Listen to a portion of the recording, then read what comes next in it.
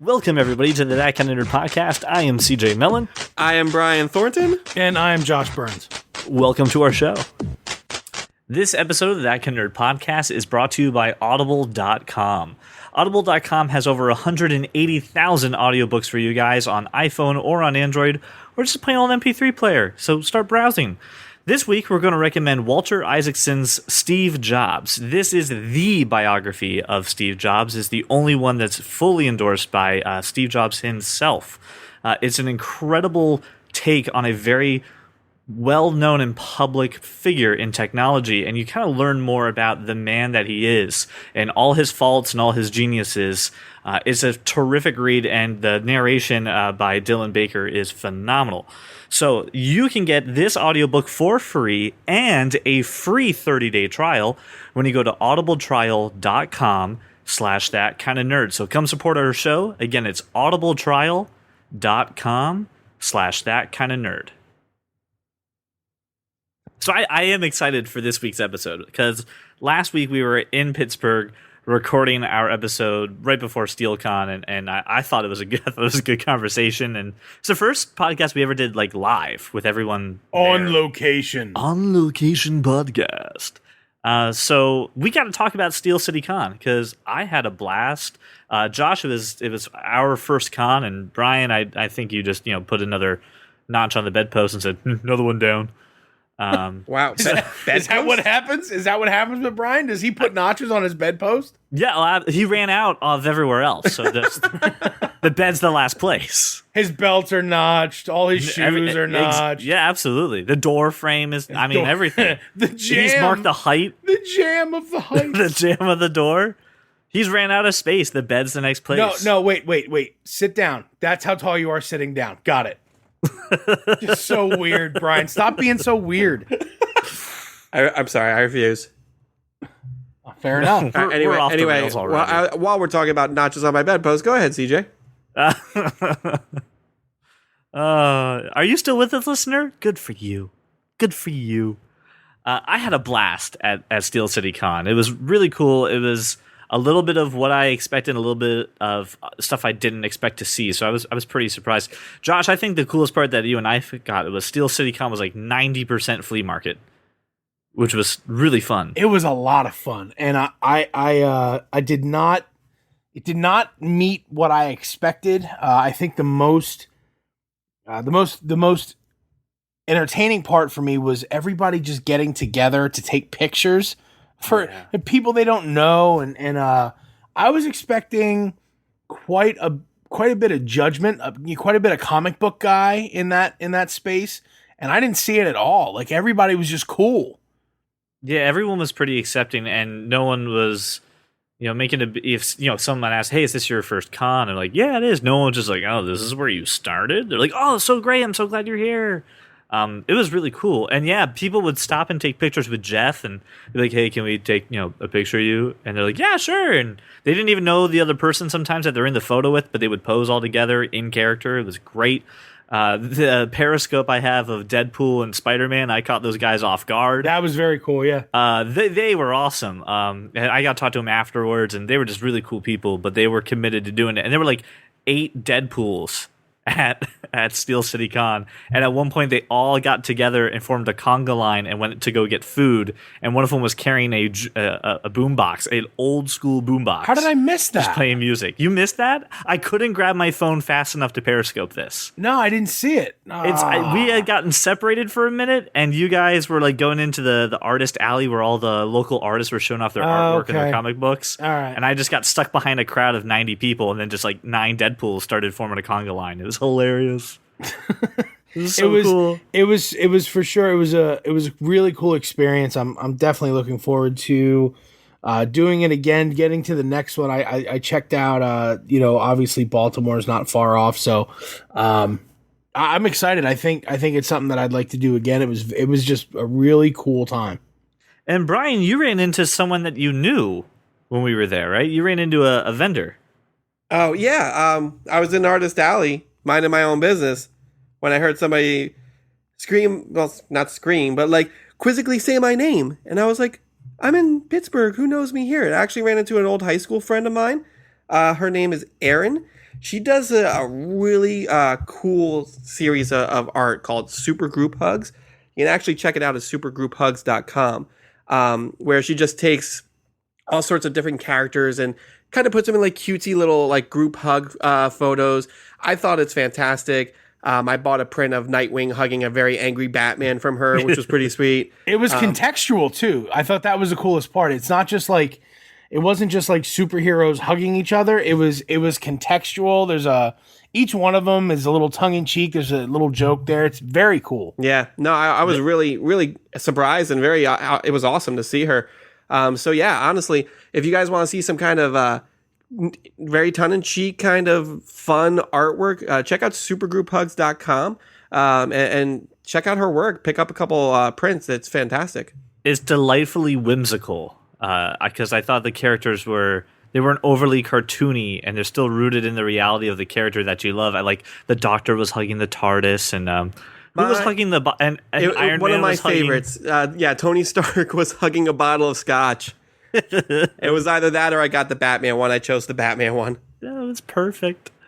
So yeah, that was real cool. And then the people that were there. So first off, like I haven't seen I didn't know what it would be like when they had famous people, quote unquote, there signing autographs. The line for Opie for Sons of Anarchy. The line for Ryan Hurst wrapped around the whole place. And I'll tell you what, we didn't get in line because I wasn't going to stand there, for 2 hours to pay somebody $50 for an autograph or whatever. But what was cool was this dude was all smiles. I mean, he was entertaining everybody that came up, and everybody was having a great time. It completely blew me away. There was absolutely no disputes, no tension there. It was just very cool. No drama. It was great. There's no drama at all. In a place with that many differing opinions and that many different characters and the three of us can't manage. I was going to say the three of us can't manage a conversation to get through a conversation without screaming at each other. And this is, 1,000 people we can plus. Too get through a conversation without yelling at each other. Brian, we cannot get through a conversation without yelling at each other. CJ, why are you yelling? He's making a point, and you're just undermining the entire thing. His point is dumb. God.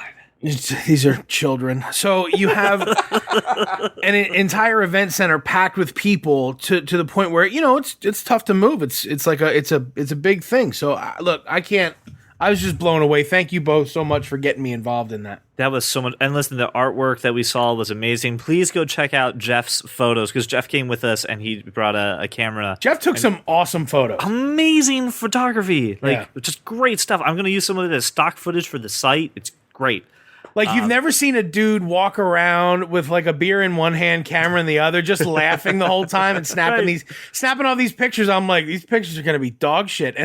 And they turn out amazing. So good. Yeah.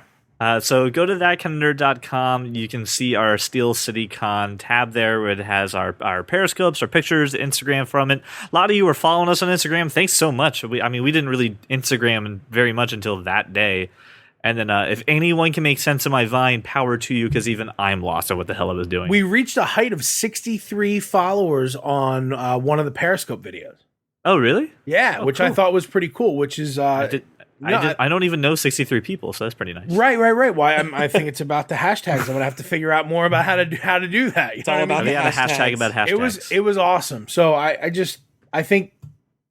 think we just have to explore that more. We were talking just about how are we going to do this, what are we going to do next, and Jeff and I were even joking about we should dress up the next time because Jeff has that baritone voice, really, really, really deep voice, and he sounded a lot like Stromberg. And then I pulled out my own style one, and I decided we're going to dress up the next time. It's going to be good.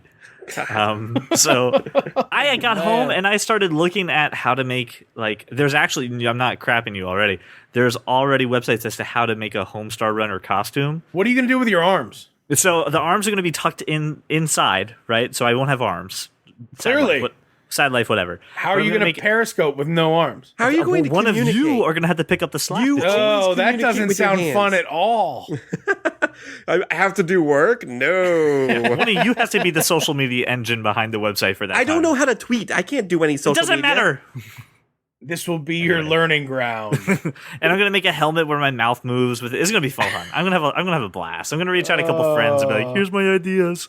But So listen, great. if we go to another con, I would love to get any fan of That Kind of Nerd to come along with us, come join us, and come be part of this nerd community because it's so much fun. And if you've never been to one, just go. Just shut up. Stop making excuses. Just do it. And just Don't just let your go. dreams be dreams. Yesterday you said tomorrow, so just do it. Shine above. So I had an absolute blast. So, and the car ride too was unreal. It was fun. Sure. So anyway, and thanks for anyone who followed along with us. I thought that was so much fun to have a community behind us. So let's talk a little nerdy stuff now. Even more nerdy stuff. Let's talk about, hey, I love Netflix, and you love Netflix, listener. Yeah, I know you do.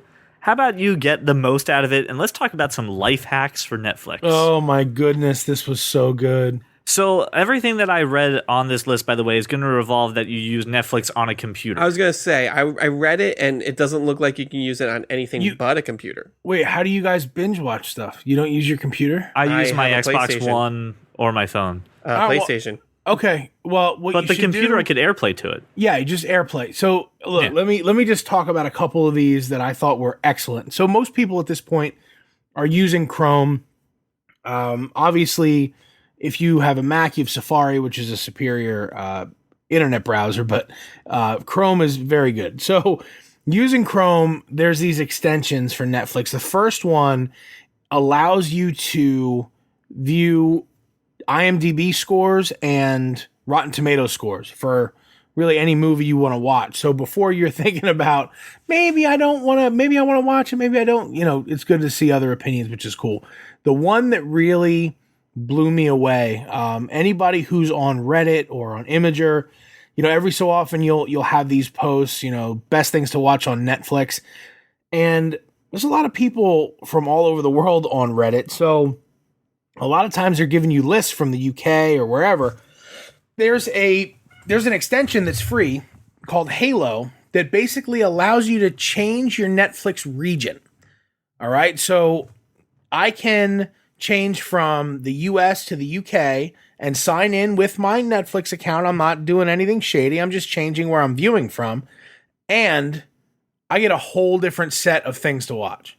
I love their little section and explanation of that. It goes, why should Argentina get Modern Family when you're stuck streaming 5 seasons of Undercover Boss? Right.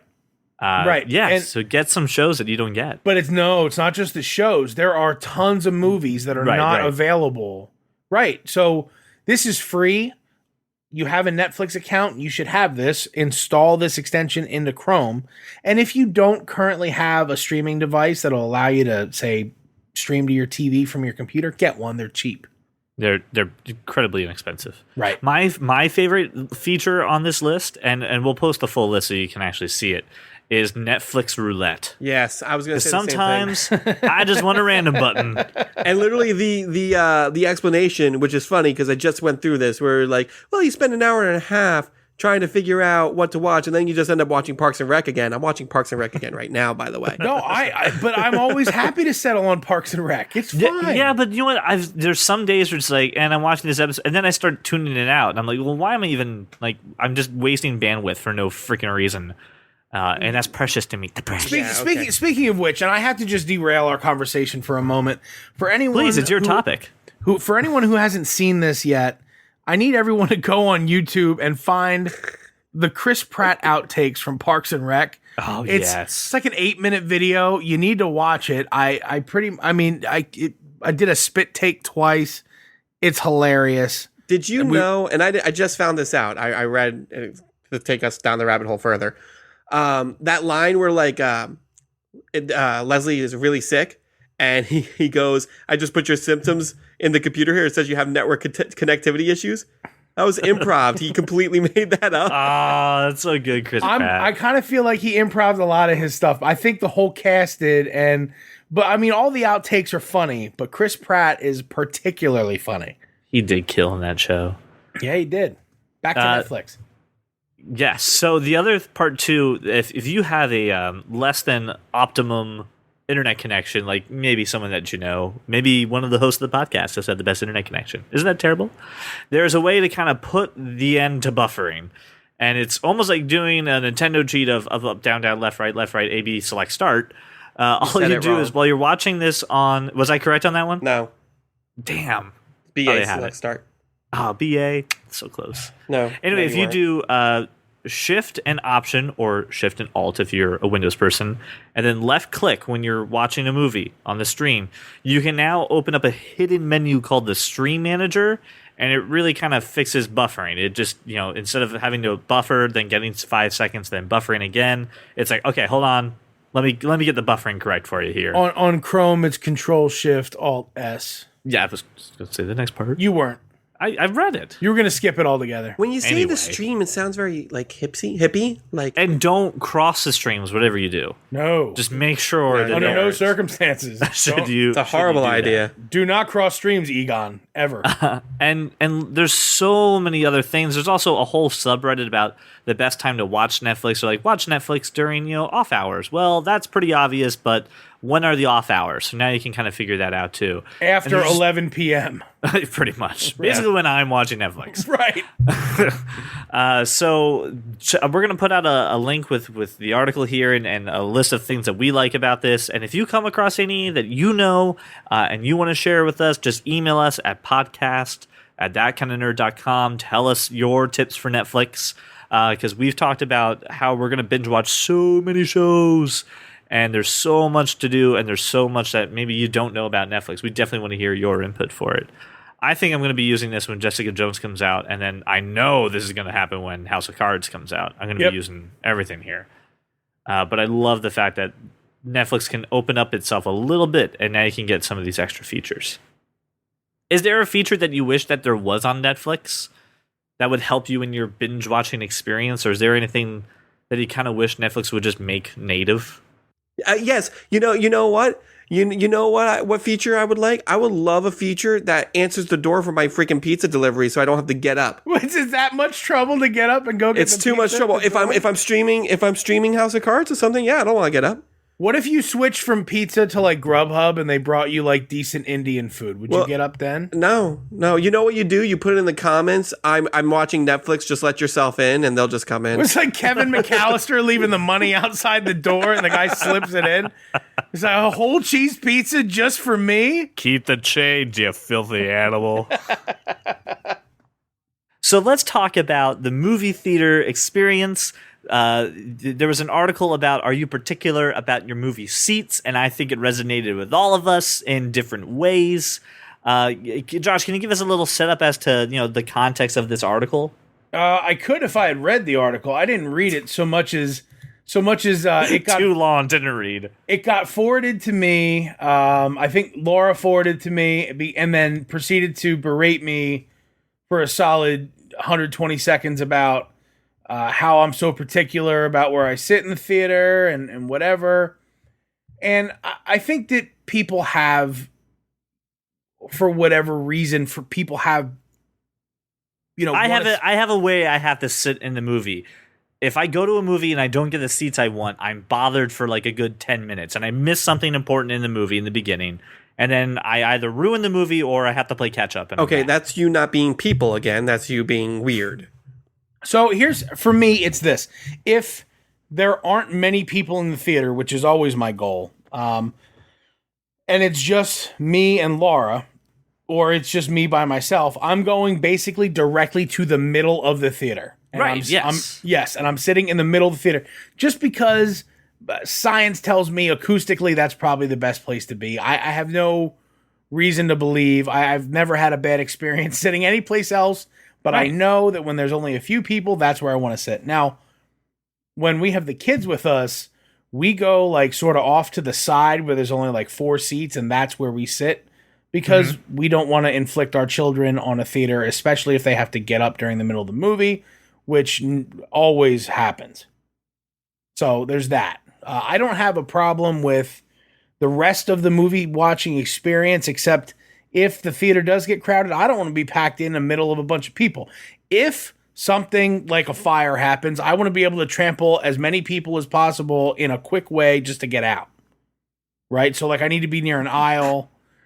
Not I want to help the people around me, or I just want to make sure I get the safety. So I need to trample these people. In a packed theater, I'm going to grab one child under each arm and kick everyone out of my way. And when you go without the kids, what are you going to do? Just no, without the kids, self-preservation. Without the kids, I only have myself to fend for. I'm throwing punches with both hands. I incapacitated an old woman, but she'll burn in the fire. To get people the hell out of my way. Get out of my way. There's a fire. Get out of my way. So in a packed theater, I always go to. How many times has that happened to you? Well, none. But that's the thing. I'll sit in the middle of the packed theater once, and I'll die. So I just won't. I'm not gonna put myself in that circumstance. Is all I'm saying. What is not paranoia? It's not hypochondria. What is a combination of that in one disease? Because whatever that is, that's what you have. I don't know. But did you see Inglourious Bastards? I'm not falling for that shit. Yes, I did, but I don't think you have to worry about someone trying to blow up your movie theater to kill Hitler. Well, how do you know? Because Hitler's not alive anymore. He's not. No. But what if the next one's in the theater and someone comes like back from the future, and that's what happens? Hold on. Now you're mixing movies. The analogy was someone trying to blow up the theater to kill Hitler. Well, now there's time travel involved. I don't know where I'm going to end up. And if I'm in the theater in the middle of a packed theater, and the next horrible person happens to be there, and somebody from the future wants to get rid of him or her. What if the horrible person is you because you trample people when you're trying to escape the fire? The horrible person is never me. I'm never the horrible person. I'm always the good guy. Oh right, yes. You're the anti-hero. The hell out of my way. You're the one people love to hate. People do actually. You're the bad boy in the boy band. Yeah, you're like Johnny Depp in Crybaby. I get that reference. Gif. Good. So Brian, what about you? Because you go with a group of people to the movies. You rarely go solo. What is your preference when you're with a group of people and you're trying to get your movie seats? Center in the middle, my feet on the hump. Are you? I imagine you as a Sheldon, just walking around doing. Yeah. No, I mean, honestly, it's built so that he's gauging barometric pressure. Yes. Right. I've got like schematics and graphs with me, and I'm like, no, this isn't right. Guys, I have a seating chart for the theater here, and I look at the way the speakers were positioned. This is the best seat. That's what I see you as. The theaters are designed so that I can sit almost anywhere and get a decent experience. As long as I'm in the center, I'm fine. I don't really care what row, what... Now, you go to a lot of, like, premieres, right? First day type movies, so it's a lot of times a packed theater, right? Most of the time, yeah. What happens if there's a fire? If there is a fire, then I will die. What is with you and the fires? What happened to you? Who hurt you? I don't know, man. I just keep thinking to myself, what if there's a fire? Why are they so insistent on making sure I know where the exits are? Because they have to. They do the same thing in a plane. You don't sit on the exit row and go, I can jump out faster. I gotta tell you, I gotta share this. So every time I take Christian to the movies, which is a lot, when they say that in the beginning, he gets up, he stands up, and he looks around. He finds the exits, he points them out, and that's how I know I'm not crazy. I didn't teach him to do that. He's spotting the exits in case of a fire.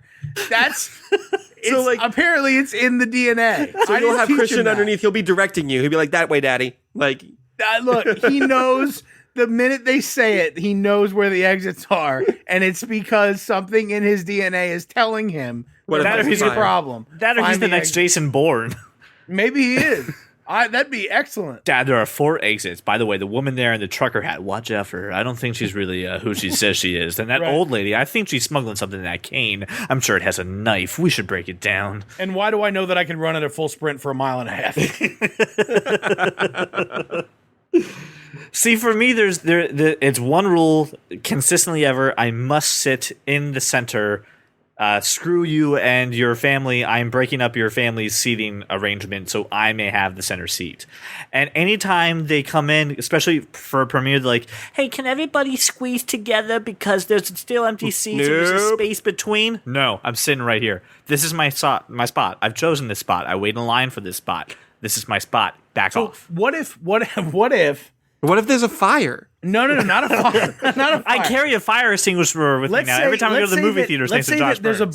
There's a bunch of people like you in the theater, and they all have their spots, and they all happen to be sort of right around the center. So there's all this fringe seating. And then there's a fire. What do you do? But then there's that 1 or 2 perfect seats, however many is the number that you need, right in the middle. But in front of you are 2 professional basketball players. Then I light a fire. And then you start a fire. Yeah, and everybody needs to know where the exits are. And then we come back in, and now I have new seats. They don't just let you back into the theater after a fire. It doesn't work like that. And now everyone knows why I'm worried about fire. It's you. Well, I didn't get the seats I want. Pull the alarm, please. No, I don't get Kareem Abdul-Jabbar sitting in front of me in the movie very often, so I kind of live with it. The thing that bugs the crap out of me is the people that talk during the movie. The people that answer a phone call should be expelled. Every movie theater should have ninjas that if they see shit that's not supposed to be happening, they grab you, they take you out, they poof you, they drop a smoke bomb, whatever they have to do, they have to fix this. And I can't stand it when people who are in like the middle or in the central line of my vision, or the assholes who sit the very, very front row, the very, very front, right? And then pull out their phone and it's like, hi, here's this glowing light in the middle of the movie. Those people, they have a special spot in hell for them. But they're all the way up front. They're not. You're in the center. So like you're pitched at a 45-degree angle. But you're not looking down. You're looking straight ahead. When they bring out a bright light, like a moth to a flame, you're like, that one's new. Listen, and you look down. Josh, we're talking about a man who notices when the glass level changes. You don't think he's going to notice a bright light at the bottom of the theater? This is just ridiculous. It's just insane. What about even the person 2 rows ahead of you who then starts texting on their phone? I don't care. I'm not looking at their phone. I'm looking straight ahead. Your field of vision can only encompass so much of the screen, and then you eventually do see the person sitting directly in front of you. No, I'm tunnel vision, man. All I can see is the screen. Well, I wish I had that. And in case there was a fire, you wouldn't know what to do because you have tunnel vision. I would know from the smoke and the heat to grab my children and kick people over. I have a very particular way to do the movies. My wife is right along with me. It was fantastic. When we go to premieres and we're the 3rd, 4th, or 5th person in line, it's, okay, I'm going to run and get the seats. You're going to go slow and kind of block it off a little bit so this way I can look around and see what's going on before we go ahead and do that. She's a diversion. What if people get into your seats before you get to your seat? I pull the fire alarm. Remember, we just discussed that.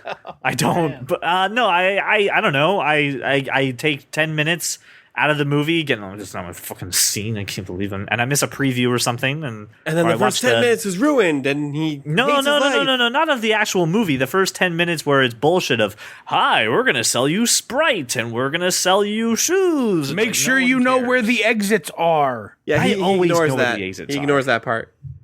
Excuse me, I noticed the water glasses. I know where the exits are, guys. No, my biggest gripe right now with movie going experiences, besides the cell phone crap, but whatever. I'm never going to win that battle with you guys. Is the amount of commercials what do you mean? that we now have. I agree with you. I know, but then you take his side when I say something dumb. Well, because you say something dumb, that doesn't change the fact that I agree with you. It just means you're dumb. That's a true story. Okay, you know what? That's irrefutable. Okay. So you're talking about all the things they show for 30 minutes before the movie starts? Like your movie time is 7:30. You're like, sweet. And then it's like, it's 8 o'clock. Please start the movie. Just start it. But I like the previews. The previews are great. Previews got no problem with. Show me all the trailers you want. They show 9 previews at 2.5 minutes apiece. No, what movie theaters are you going to? I go to one theater. Well, 2 theaters. I go to Carmike, or I go to Cinemark XD. Okay, so I went to the this is going to put on the Reading IMAX 11 because they don't have any other distinction to see Inside Out, and it was 10 minutes. Shit you not, 10 minutes of ads about Via Media and here's Joe's Crab Shack. Come to the peanut bar. Like we throw peanut shells everywhere in a very unsanitary manner. The peanut bar. We don't sweep the floor because fuck you. That's how I feel. That's why I don't go in there. Well, but there's also other peanut shells theaters, are flammable. Right, highly flammable. And what if there's a fire in the peanut bar? What are you gonna do? Actually, wasn't there a fire in the peanut bar? I thought they had a fire. Anyway, Cut out the local references, CJ. Way to go. But are you not seeing this, or am I the only person who just maybe has a false perception of it, that there's too many like advertisements, not trailers, but like ads before There's a movie? gonna be ads. I mean, it's been that way for so long. I've just gotten used to it. That's the thing. I feel like this has gotten worse. The kids like the quiz, the trivia. Yeah, the quizzes are great. Everyone loves that. Like, that's phenomenal. But like, I'm talking like after the screen vision stuff, or after the first look, and after the pre-entertainment things. Well, I mean, are you still willing to put up with like the drive-in with the "Let's all go to the lobby" song for 10 minutes? Yes, I love that. That is awesome. What? That's nostalgic. No, it's nostalgic. Versus like, here's an Adidas commercial, here's a Nike commercial, here's a Buick commercial. All right, You forgot about Ant-Man. Drake and Sprite. Right, God, the Drake and Sprite commercial. Sprite's become the official hip-hop soda somewhere along the way. I don't know why. It's because Drake's the man. But Sprite. He chose Sprite, and Sprite won. What does Sprite have to do with Drake? Because Sprite, Brian, because Sprite. But are you not... Am I crazy? I feel like I'm crazy now. Yep. I'm the only person who's bothered by the commercials in the movies. I'm used to it at this point. I go to like two Isn't theaters. that sad that you just had to become used to it? Nah, grow up, CJ. Because, listen, dude... Listen, it's not making my ticket prices less expensive. It's not funding the theater anymore. Can you do me a favor do? and just watch the commercials for continuity and tell me how they go? Not very good, actually. Terrible. I have gotten to the point where I can watch several hours of television on Netflix, never see a commercial. I can watch my DVR and say screw you commercials and fast forward through them. They've got to get it in somewhere. I really don't give a crap. It's only like 3 or 4 commercials before the trailers. That's literally what my Facebook feed has turned into. My Twitter feed is sponsored by this, and hey, check this out, and isn't this ad relevant to you? And I'm like, all right, go away. And I know people have to pay the bills that way. Thanks, Audible.com, for sponsoring this episode of that. At least you said it, and I didn't have to say it. At least you said it. That's good. But you know what? Here's the deal. What Audible does for us, and what our affiliate programs do for us, is they help us to pay the bills. Like, we pay our hosting. We got to store the files on the internet somewhere. So they help you do things so that you can continue operating.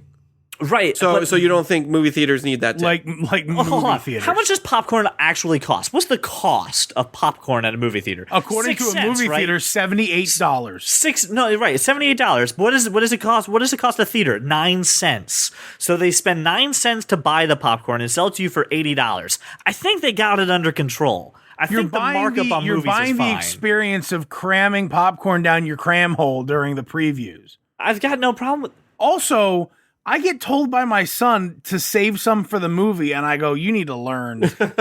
This all gets eaten during the commercials and previews, right? And that's right, and then you're thirsty during the movie. That's what happens, right? I'm gonna sit here and clear my throat for an hour and a half, and then like spend 2 hours like getting that little kernel out in the back of your teeth. There, that's what I did. I'm like, what the hell is that? My whole movie going experience is ruined by this kernel of corn. No, listen. Just honestly, before you start, I can't even notice the dishes out of order because this damn kernel is stuck in my tooth. Before you start continuing bitching about concessions, I read somewhere, and I don't know an exact source. I read it forever ago. I'm just going to cite it, that the amount they spend on actually getting the movie in the theater is a ridiculous amount, to the point where they actually lose money for the most part on like ticket sales, depending on the movie. So they have to make up their money somewhere. Ads and concessions. You want movie theaters to stay around? That's what you have to deal with. Well, the other thing you should do is this is a public service announcement, okay? When they say recycle your 3D glasses, stop being an asshole and taking them home with you. Do you ever wonder why 3D movies got so expensive? But isn't it so funny when I pop out the lenses, I look like Clark Kent? No, it is not. You look like a douchebag. Here's the deal, guys. I look like Clark Kent. The reason people take those home? People take them home. Oh my God, my cousins and my niece, she takes them home, and I'm infuriated because I'm like, how expensive have 3D movies gotten over the years? Is because every time they have to buy freaking new glasses, the prices are going up again. I don't go to 3D movies because the prospect of putting those glasses on my face makes me want to vomit. Yeah, the solution is don't go to 3D movies. Well, that's just wrong. I think you're missing part of the movie going experience. Absolutely no, not. You're not. No, you're IMAX not. 3D is phenomenal. You want to talk about immersion? You can pull out. Hold on. You can pull out a phone. IMAX is phenomenal. You can put out a phone by itself. You could put out a phone, put it to like the whole row, the whole theater, right? Could take out their cell phones and start texting during a movie. If I'm at an IMAX 3D, I can't see it. Listen, I can't see it. Listen, 3D is a scam and it's useless. No. There are 3D like 2 movies, and we know that filmed, because it failed in the home. But that's because that experience doesn't translate very well, and the glasses also needed batteries. It doesn't and translate stuff too. in front of you because if you turn your head 20 degrees in any direction, it's completely screwed up. Why are you turning your head during the movie? Because what? I can't just sit in What one are you- position for are 2 you- hours. Yeah, man, Yeah, I'm a sometimes, fidgety. like, I'm you- fidgety. Listen, I fidget with There are- hands and feet. there are a handful Sopranos of fans movies should get that. were filmed for 3D, and I Avatar. will cite one, which is horrible movie. I don't care who knows it. Avatar was filmed for 3D. Going to see that movie in 3D adds to the experience, but Right. 95% of the movies that are Added in not filmed for post. 3D and it's added in post, it's stupid. Like Toy Story 3 it's was added in- stupid. Right. It is The stupid. whole industry has bailed on 3D at this point. I think, though, James Cameron is the only one sticking to 3D. Right, and that's fine. And he can be the best at it. That's okay. I'm not saying every movie has to be in 3D. But for those No, you're people saying who are... that you just said you're missing a part of the experience by not doing 3D, and I just said no. Because I'm tying it together. But this is that thing experience where that you you're said missing something is I stupid. get better immersion in there, and I don't care if Josh texts during the movie. I don't care if Brian and all his friends are talking. I have a better field of vision with the glasses. If you want a pair of sunglasses when we go to theater so Josh can text, that's fine. If you adjust your perspective a little bit, it goes all wonky. It's just not. It's stupid. I've never... I maybe I'm... I know Brian, I'm you weird. know what I've I'm never had- talking about, right? I know With- what you're talking about. It's the worst experience ever. There's a very finite amount of movies that I say, yeah, 3D is totally worth it for, but every other movie, it's useless. It's dumb. It hurts my eyes. Hey, you know what else is useless and dumb, hurts my eyes, and had no purpose? The Fantastic Four. Oh, you mean the Fantastic Flop? Yeah, the Fantastic Flop. That's great. It's just mean. There's a movie that you should ask, what if there's there should be a fire. Let's just get everybody out of here. So, listener, I saw this movie so that you didn't have to. You're welcome. Because I saw it and it was... I have not been this disappointed in anything since I found out hedgehogs weren't actually blue. It's the worst. Wait, what? They're not blue. They're not blue, CJ. Hedgehogs are like a brownish kind of ugly color. Cancel the cobbler. Yeah, I saw it last night and I'm still angry about it. That's how bad it was.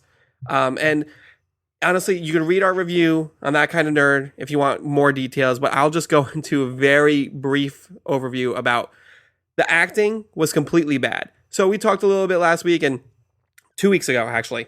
And I said, I'm worried about this movie. And Josh was like, I think they're great cast. actors. They are great actors. Not in this movie. Not in this movie at all. And the story was it was boring. It was long. It was drawn out. There was way too much character development. And then they didn't develop any of the characters. It was weird because you didn't feel like you cared about any of them. And you also didn't think that they cared about each other, which is even worse. So I said that Fantastic Four hinges on 2 things. You need to have the 4 of them, the family, correct, and you need to have Doctor Doom be a menacing and formidable character. And this movie failed on both accounts. The 4 of them, they didn't feel like a family. They felt like coworkers. Like they didn't really care. There was no investment in the characters or in the story at all. Things are happening. Very little things are happening. And I'm like, I don't care. I just don't care. And it's sad because I am a true believer and I wanted this to be so good. And I didn't read any reviews. I knew it was getting horrible reviews, but I decided to go see it anyway because yes, I care about you, Josh and CJ, that I didn't want you to have to subject yourselves to this. Instead, I dragged my friends Melissa and Paul with me and I subjected them to it. And I'm still getting angry text messages about it. That's how bad it is. Brian was at work just on a soapbox for anyone that would listen. People are walking by my Please. desk. I'm like, did you see Fantastic Four? Come Don't here. We must see it. talk. Don't see it. It's so bad. Yeah. There is a... No, go ahead. Please go ahead. Well, I mean, and you watch this movie and you got to question why, what happened. I've never been so disappointed in a movie since any M. Night Shyamalan movie. And the real answer is it's a combination. There is a problem with the studio and their choice of director. And that's because the actors are great. And the story, if it was done right, could have been good. It could have been interesting. If it was poorly acted, was it the writing? Was it? So what I found out in doing my research last night while receiving angry texts from Melissa is Josh Trank, who it's weird because he directed Chronicle, and Chronicle was great, and we all loved it, and it was very well done. It was directed very well. But with a good script. There was a lot of issues with him on set. He was a recluse.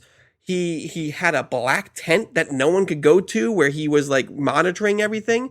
And he was like really like pushing for flat performances, like telling the actors when to blink and when to breathe and not letting them have any control over their own ability to act. And that definitely had something to do with it. It's hilarious because he apparently emailed the entire cast like a couple days before the release saying, we have the greatest superhero movie ever. It's better than 99% of all superhero movies out there. And reportedly one of the casts replied back, I don't think so. So that just shows you, that shows you the kind of faith that they had in this project and the experience that they had. It's a shame. And the other problem is the studio. The studio, it was so dead afraid. I was just telling you this, Josh. They were so afraid of losing the rights to Marvel. They didn't want to give them up. They didn't have any plan. There was no preparation in it. If they had waited any longer, the rights would have been lost. So they're like, F it, let's put together a Fantastic Four movie. And it showed. There was no preparation. What was the budget for the movie? The budget was $120 million. They did $12 million their opening weekend. I thought they did 26.2. They did 26.2. It is the lowest opening. Was it 12 the opening night? 12 the opening night. Okay. Lowest opening for a superhero movie ever. Green Hornet. Seth Rogen's Green Hornet made more money opening weekend. Ouch. Yeah. Wow. Seth Rogen's Green Hornet made about $35 million. The Green Lantern made $50 million opening weekend.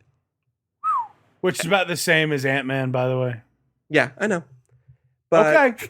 Just making sure we've covered that. Why do you gotta keep bringing back that, okay? Because it was dog shit. No, go see this movie. You will see what dog shit is like. You just told me that you took a bullet, so I didn't have to. I did take a bullet, but now I'm going to force you to see it. I feel like I took a bullet because you fucking told me to. Listen, Ant-Man. dude, it's ridiculous. If you saw Fantastic Four, you would be giving Ant-Man an Oscar. That's scary talk. It's true. I'm not even maybe a daytime Emmy. Emmy. Listen, this is Susan Lucci. We love you. This is not the true believer in me. I'm honestly, as just a moviegoer, which is why I brought Melissa, because she doesn't know anything about it, and she was like, I don't. It was awful. I can't even describe how awful it was. She's like, I didn't know anything about this, but going in, besides the fact there were 4 of them, and I still don't know anything about it. Like it was that bad. It was really upsetting. The worst thing that I've seen out of this, besides the numbers and the fact that this movie actually exists, is that, just like Brian said, the problem with the studio is they want to keep going. Yeah. They don't want to give the rights up, and they want to make a sequel. Now, that's just the dumb rumor. I don't think it's ever going to happen. Just to put it in perspective for how the studio could just be a little unattached with this, is that's already floating around. That Fox still wants to do that. And I'm watching this movie saying, how could the studio let this happen? And then I remember last week Josh said studio execs are really smart. And I said, no, they're not. They let this happen. Studio execs are smart. Now, if they're going to make a lot of insurance money off of this movie. If it was a gambit to retain the rights and they get back all of their money in gap insurance, then that's still a smart move. Hence, while I said they're financially smart and just street stupid. Yeah, nobody said that they give any credence to what moviegoers want to see. They don't. They don't care. They want to see what's going to make money. And frankly, if they think that down the road they'll have something, well, fine. But essentially, movie studios can't afford to lose. They can't afford to lose their superhero brand. They can't afford to lose the titles. But if it's not bringing them, any audience, profit. Right? But see, here's the thing: if Marvel took it over, Marvel would make a mint, and right because eventually, they're just spiteful. Gotcha. But they care about, and Marvel makes a mint because they care about their characters, they care about the source material. And watching this, you can tell they don't give a shit about anything.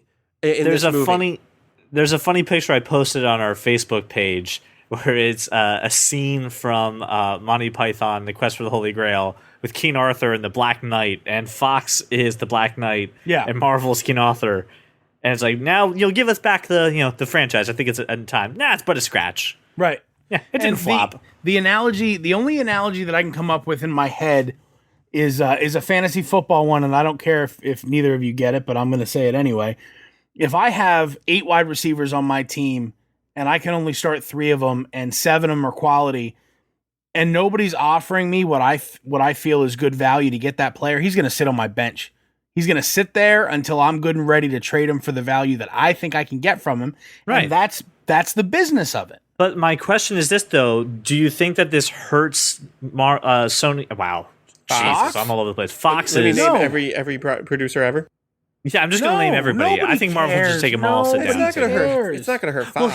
Here's my question. Sony already said, okay, we need help with Spider-Man. Help us with Spider-Man. Sony did that because they're in trouble as a studio as it is. They had all those hacks, those leaks, the whole debacle with the interview. It was the perfect storm. And the fact that Amazing Spider-Man, not that it didn't make money, because it did, because it's Spider-Man, but it didn't do as well as they wanted it to. So Marvel swooped in and said, hey. So what you're telling me is... I need Marvel to do the same thing. Whoever, Kevin Feige, if you're listening, which I doubt you are, but I'm going to put this out in the ether. It's like the secret. I'm going to put it out there. You need to go to Fox with some sort of deal. I don't care what it is, but you need to help them get Fantastic Four right. They have Deadpool right. Get Fantastic Four right, please. If you're gonna go that route and you're gonna put something in the ether, hey, whoever hacks Sony, just hack Fox. Leak the same shit. Save us. Anonymous. Please save us. I'm talking to you. Hack Fox. Make it happen. Now we're hacked, and we're. What do we have to hack? Over. I don't have anything. Do you? Well, the listener right now is very concerned for their personal safety. It's okay, listener. We've got you. We're a buffer. You don't have to worry. But thank you. I will say this, Brian. Thank you so much for seeing this movie, so we don't have to, and knowing that it is as bad as it seemed. You, and there's you need no to silver thank Paul and lining to Melissa this damn too movie. for subjecting it. Much appreciative to those two for helping out. Because I don't. You're right. I don't go to movie theaters by myself. So I decided to drag two unwilling participants along for the ride. As long as we're talking about superhero movies and hopefully, something that won't suck as much as Fantastic Four. I doubt anything's going to suck as much as Fantastic Four. DC's got some new plans to move ahead with another TV show because they seem to be taking over the smaller screen a lot faster than they are the big screen. Which is fine. They're doing a great job at that. So far, so good. Well, the jury's still out on Supergirl yet. But it's going to be a show called Powerless. It's going to be pretty much here's this normal guy working at an insurance firm, and it's going to be kind of shot like The Office, where it's like a workplace comedy. So we're just going to be following around some poor schmuck who needs to fill out all the insurance claims when Superman tears down Metropolis. I've thought about that a million times, though. Go ahead. That's not really how I read it, though. Isn't it that there are some low grade superheroes working in this office? Everybody else has superpowers except for this guy. The way I read it is that it's just a normal guy doing his normal thing in a world filled with superheroes. That's the way I'm reading it. All right. I thought they were in the office. Yeah. No. I don't think they're in the office. I think you're going to see some low grade superheroes make an appearance. I think he's going to have to interview Blue Beetle about what happened to that building over there. Seriously, did you have to blow it up? What happened? I mean, I'm on the fence. Stuff that you never think about after you watch those movies. Like, wow, that place is put to shit. The thing is, who's gonna file the paperwork for that? I think if they have the right character, if they cast the right guy who can make a really good Jim Halpert face, then it's just got to be Jim Halpert. Just cast John Krasinski in that role. I don't think we're gonna get John Krasinski at this point, brother. Won't do that. He's an executive producer now. He doesn't mess around with that stuff. He's a director. He did a movie now. with Matt Damon. He's directing a bunch of stuff. He's an EP for NBC. Yeah. Nah. What network is doing this? NBC. Okay. So they dropped Constantine, which was a little upsetting because I really enjoyed Constantine. Except we're going to see Constantine in Daredevil now. We're going to see him in Arrow. You mean an Arrow. That's what see him in Arrow. Yeah, which is good news for anyone who loves Constantine. There's definitely some speculation, and I think it just got confirmed not too long ago that he'll show up in Arrow. NBC is launching a spin-off off of Constantine, which is weird, about Lucifer, which is a series that they do, and that I've never read. So to be honest with you, I don't have any background on what Lucifer is going to be about. Sorry.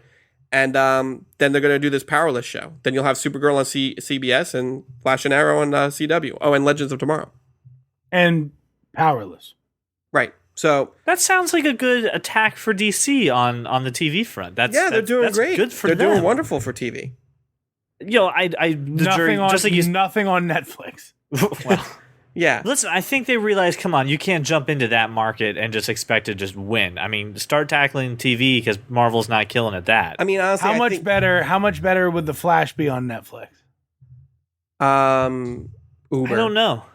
I mean, I really honestly, I don't know. I really think the way they're doing it is fantastic. They cast Jay Garrick for season 2. They're talking about some other villains showing up, and drawing a blank now as to which one. I think they get a more flexible approach to this material and starting to nod at the things that are happening currently in pulp culture. Like Cisco wore a shirt that said "That's my spot," and it was the Sheldon couch for The Big Bang Theory. Because in The Big Bang Theory, Sheldon wears the Flash stuff all the time. So they get to do like these nods that are happening in real time on TV. And I don't know if you can do that. Hell notices that. I did. To be honest. Are you kidding? Yeah. The Tumblr noticed that. Are you kidding me? Tumblr was like, look, dude, Tumblr is filled with people like you. So don't cite Tumblr like it's a reputable source. I'm not on Tumblr. What does that mean? It's not a reputable source. But no. I think that's cool. I think having the show of what happens after the superheroes have done their deed, or where are they now, kind of thing of, well, okay, well, my building is gone, my small business is done, but I got to go collect insurance money. I mean, they made fun of that a little bit in Avengers: Age of Ultron. God, I hope that's not the premise. No, I hope not too. But when the building came down and they're just like, "Oop, better send the Stark Relief Fund over here." It's just like, that's fun. Like that. Everyone laughed. You realize, like, while he's flying to that building, he buys the building, and then destroys it. Yes. There's no Tony Stark that besides Bruce Wayne that does that on the fly in the DC universe. Right. Exactly. So someone's got to pick up the tab. I don't know. I think that's a cute thing. And just like you said, if you get someone who's okay, now I don't want to see it at all because you just said cute, and that's just awful. You screwed it up. Oh my God, it's so cute. It's gonna be wonderful. No. I'm not really hopeful about Supergirl. We've discussed that. I don't know what to think about Powerless. I don't know what to think about Powerless. But the thing that made The Office so magical is two things. Michael Scott, Jim Halpert, and Jim and Pam. And that's it. The Jim and Pam romance is like why we all watched it for so long. And there's not going to be that thing in Powerless, at least not that I see. So I don't know. I'm not sure how I feel about every man in a superhero world TV show. I don't think I can buy it. I think you're going to be pleasantly surprised. I think DC's I certainly hope so, CJ. I think DC's going to pull something out. I think it's going to work. And NBC doesn't kick around, too much terrible, TV. I know Josh has opinions on 30 Rock, but I mean, it's awful. If you get some humor, I mean, they also did Parks and Rec, so I love Parks and Rec. You just said how much you love that, and that's the kind of the scope and the scale that they're looking at. Right, they're doing a one camera comedy like that. That's kind of like Parks and Rec. Every network has their crappy shows and their wonderful shows. And it's going to be shot like The Office. It's going to be shot like Parks and Rec. You'll probably have cutaways and be like, yeah, so I had to go to this building that, Booster Gold decided to blow up, and Jim Halpert faced into the camera, and that'll be it. Yeah, we'll see. I wonder if the Dunder Mifflin building gets destroyed by someone in Scranton. It's not going to take place in Scranton. Nothing happens in Scranton. That's entirely true. By the way, just I don't want to talk about it at all. Besides the fact that I have to acknowledge it since you brought it up. Supergirl got a new trailer and it looks just as bad as when we first saw it. I think you're going to be pleasantly surprised by that show. Nope. I can tell you for a fact I am not happy about this show at all, and the first episode's going to suck. Yeah, the first episode going to blow. The first one. But I mean, I only watched the first episode of True Detective, and apparently now 8 episodes in, it's getting good. Of season 2 or season 1? 2, yeah. Yes. Have you heard anything about season 2 yet? I just said that I watched the first episode, thought it sucked. You heard season 2? People were disappointed by the ending is what he's trying to get to. It's ended. It's over. Season 2, everyone went, oh, that was kind of bad. Thanks for taking me on a couple hours of nothingness. I read a couple things that 8 episodes in it gets good. It takes 8 episodes to get good. Apparently. I don't think Supergirl can last 8 episodes. I don't think they can do it. If they don't get it on episode 2, it's going to be dicey. You think so? That quick? Absolutely. Every pilot's a little dicey though, so I think it's going to be okay. We'll see. But I'm intrigued. I didn't think the Breaking Bad pilot was dicey. No, it wasn't dicey at all. Yeah, it gets till season 3 Scrubs till it's pilot dicey. wasn't dicey. That was amazing. I didn't think the Sons of Anarchy pilot was dicey. Never that was seen pretty it. damn good too. I've never seen it. Yeah, stop shaking your head in judgment, Joshua. Hey, Brian, how was the first episode of Deadwood? Was that good? I haven't watched it yet. Oh, okay, come on. Wow. We have to get Josh to watch Chuck. One of our listeners left a comment that said Josh needs to watch Chuck. Josh does need to watch Chuck, the only but thing right that's now, hinging on him watching Chuck is you watching one freaking episode of Deadwood. He is in the No, middle. it's not one. Yeah, he's going, if he watches If I one, watch he will one, watch the rest of them. Listen, Right. Josh right now is balls deep in the West Wing. I've got time. I've got time to watch Deadwood. Josh, how far are you into West Wing? I like season 4. See, He's got 2 seasons. The guy's going to burn through it. You have one day to watch seasons are there? Deadwood. I thought there were 7. 7. So he's got sorry. 3 seasons. 3 seasons. Yeah, and if we know anything about Josh Burns, he sleeps a lot, so he doesn't get an opportunity to watch, Netflix a whole bunch. And he didn't just give us a whole guide as to how to stream Netflix a lot better. You're right. You've got plenty of time. For the love of God, watch Deadwood so this man watches Chuck. Fine. That listener Yeah, because if finally I gets get done the West Wing and start Parks and Rec again, you're done. I'm not, right. He's never going to do it. And then it's your fault, Brian. Wow. And listener, By the time I'm done Parks and Rec, you've got the Arrow and the Flash are going. Everything's coming back. Fine. I'll start it. No, fine. This weekend. Next week, I want Josh to be like, Chuck is a freaking awesome show. Chuck is a freaking awesome show. Well, out of your mouth, that means nothing. The man who has the most suave My hair out of all opinions of us matter, needs to say it. sir. Yes, but not about this. We need Josh to say it. Fine. I'll watch it. I got it. Can't believe you. You have a house to yourself and a bunch of cats. Watch Deadwood. That just sounds like a recipe Ladies, for disaster. just remember that afterwards the cat to male ratio will be low, but just right now, just drastically give him some breathing. Lowered. Just give him some breathing room. Now's not the time to text so he can buy you an iPad. Just let it go. Whoa. Which direction was Tinder? Would we say just no, pass right now? Just pass right now. I'm helping them buy an iPad. I'm not buying the iPad. What do you think I am, made of money? Yes, actually. I thought your palatial mansion was full of iPads. You actually use them as a plate. Yeah, but I use all my money for my entourage style mansion, for my entourage lifestyle of cats. Just leave the iPad on the dresser. Yes. God. Will you do Pretty Woman when you open up the iPad box and then they put their hands in it and you slap it? Does that happen? I'm sure that happens all the time. Almost Basics totally. love iPads. Yeah. All right. Well, listeners, I got to thank you for sticking with us. I think it was a good ride at the end of the day. Was there any topics that you guys wanted to talk about before we let our listeners go?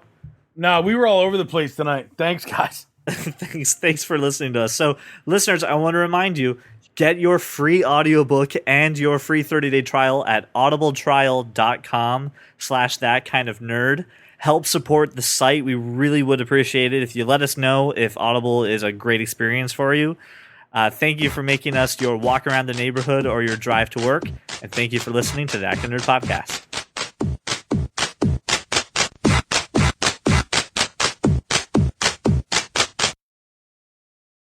Brian, we cannot get through a conversation without yelling at each other. CJ, why are you yelling? I'm just trying to say that we don't. He's making a point, and you're just undermining the entire thing.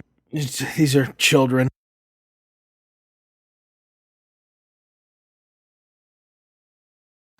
The reason that Brian has such a hard time getting up to get the pizza is right now his cat to male ratio is very high because his roommate is away and the cat to male ratio is off, so he will trip over a fat cat now because he doesn't have another another guy there to balance out that ratio. If you don't hear from me by Tuesday, you'll know the cats ate my face. How did Brian die? A cat?